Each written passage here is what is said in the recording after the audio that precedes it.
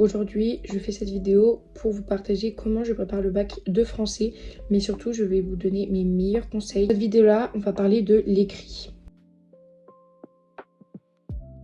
C'est vraiment le truc que tous les jeunes prennent, parce que tout simplement, c'est beaucoup plus facile. Les réponses, on l'a dans le texte, et c'est vraiment un truc qu'on a confiance. Premier conseil que je peux vous donner pour le commentaire de texte, c'est tout simplement de lire le texte plusieurs fois. Moi, personnellement, je le lis d'abord 3 fois avant de commencer à faire mon brouillon. D'abord, je le lis pour comprendre le texte, voir l'idée générale du texte. La deuxième lecture, c'est vraiment pour les procédés, pour repérer, c'est les petits procédés qui sont par-ci par-là. Et ma troisième lecture, c'est de surligner tous les éléments importants. Un deuxième conseil, c'est vraiment les procédés. Évidemment, pour les procédés, sur votre copie, vous n'écrirez pas « il y a une métaphore », mais vous vous poserez d'abord la question « pourquoi l'auteur utilise ce procédé ?» Mais au lieu de dire « il y a une métaphore », vous pouvez dire « la métaphore accentue » ou « le champ lexical souligne ». Mon troisième conseil, c'est le plan, alias le brouillon. C'est vraiment ce qui est super important. Je vous jure que si vous ne faites pas de brouillon, vous êtes dans la merde, vous êtes dans la mouise. Vraiment, ceux qui ne font pas de brouillon, je ne les comprendrai peut-être jamais parce que je trouve que c'est vraiment ce qui fait après toute votre rédaction. Parce que si vous commencez à écrire directement, vos idées elles vont s'éparpiller et ça va vraiment être la merde. Moi, au départ, c'est ce que je faisais et c'était vraiment caca. Mais maintenant, j'ai trouvé une meilleure méthode pour le brouillon. Parce qu'au départ, en fait, je faisais un brouillon, mais j'écrivais. Pour mon brouillon, j'utilise un peu un tableau comme ça. Mon quatrième conseil, c'est vraiment toujours citer le texte. C'est vraiment important et c'est vraiment ce qui va enrichir encore une fois votre copie. Du coup, il faut appuyer l'analyse sur vos citations. C'est vraiment super important. Et au passage, n'oubliez pas de mettre ligne, nanani, vers, nanani. Parce que ça, vraiment, c'est super important. Mais il y a des gens qui ne le mettent pas et du coup, vous perdez facilement des points sur ça. Mon cinquième conseil, c'est d'éviter la paraphrase. Ça, les correcteurs, ils détestent. Donc pour ça, il ne faut pas raconter ce qui se passe. Il faut expliquer comment l'auteur écrit et quel effet cela produit. Il faut reformuler le texte et l'analyser. Par exemple, il ne faut pas écrire « le personnage est triste ». Il faut mettre « le champ lexical de la souffrance met en évidence la tristesse du personnage ». C'est beaucoup plus complet. Au passage, vous mettez un procédé littéraire. Mon sixième conseil, c'est tout simplement de soigner l'introduction. L'introduction, c'est le début de votre copie.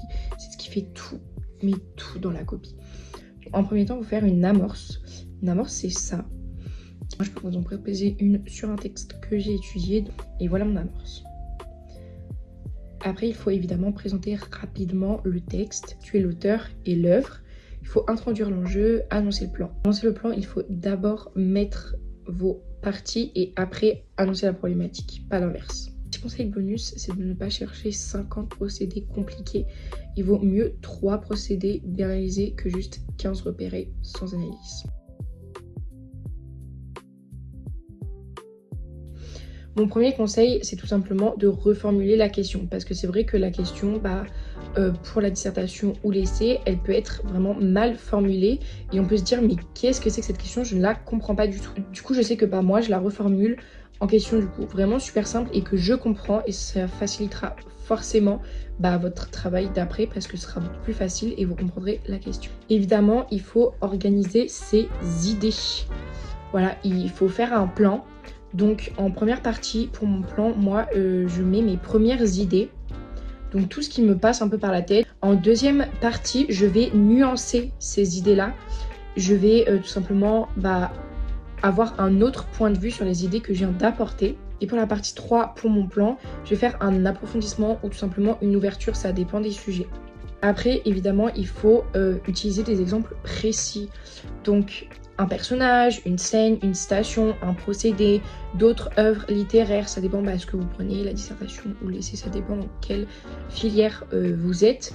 Mais déjà, ces exemples précis vont tout simplement approfondir votre dissertation. Évidemment, quand on va vous donner le sujet, ne vous lancez pas directement dans la rédaction. Il faut d'abord avoir un brouillon pour vraiment montrer vos idées. L'intro est vraiment super importante. Il faut qu'elle soit complète, mais pas vraiment difficile. Donc pour l'intro, c'est super simple. Il faut introduire le thème, présenter le sujet, proposer la problématique. Il faut annoncer le plan.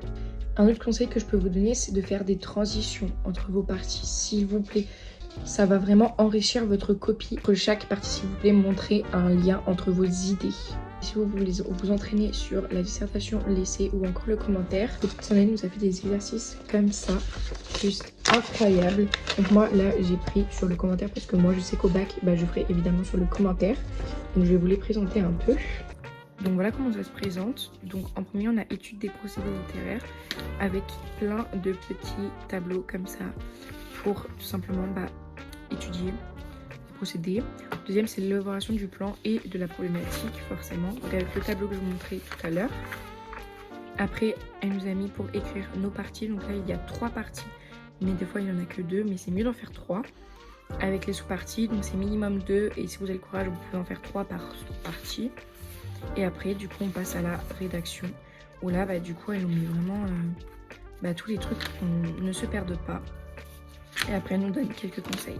Et évidemment elle a fait la même chose avec la dissertation et l'essai. Moi du coup j'ai pris le commentaire parce que je vais prendre le commentaire pour le bac, mais si vous voulez retrouver ces petites fiches explicatives qui sont vraiment super bien pour vous entraîner là avant le bac. Il vous reste plus que 2 semaines, donc dépêchez-vous. Je vous mettrai les liens des PDF du coup en bio. Et sinon c'est sur son TikTok ou son Insta. Sur ce je vous fais de gros bisous. Et à mercredi 18 h pour une nouvelle vidéo.